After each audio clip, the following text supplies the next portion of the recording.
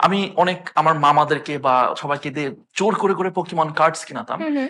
দেন দেখলাম যে আমার প্রচুর কার্ডস হয়ে গেছে। তো আমার আহ, আহ, আহ, আমার একটা ফ্রেন্ড ছিল স্কুলে। ও বলতেছে যে কি অনেকে তো পোকেমন কার্ডস কিনতে চাই, স্পেসিফিক কিছু কার্ড, হুম, হুম। রাইট? তো আমি বললাম ভালো, আমার কাছে তো এটা আছে ওটা আছে। তো ও কি করলো, ও যখন স্কুল বাসে করে বাসায় যেত, ও আমার হইতেছে, আমি how do I call it, salesman বলবো না কি বলবো, ও আমার সেলসম্যান কিন্তু উইদাউট কমিশন। ওকে। কোনো কমিশন দিতাম না, ঠিক আছে? ও আমার কার্ড গুলো বিক্রি করে দিত, এক একটা কার্ড হয়তো বা 10 টাকা, 15 টাকা, 20 টাকা। একদিন 400 টাকার বিক্রি হয়েছে।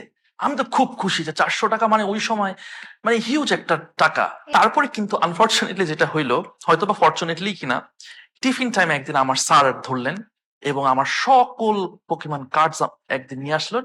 আমাকে বললো যে আমাকে স্কুল থেকে বের করে দিবে ইফ আই ডু দিস।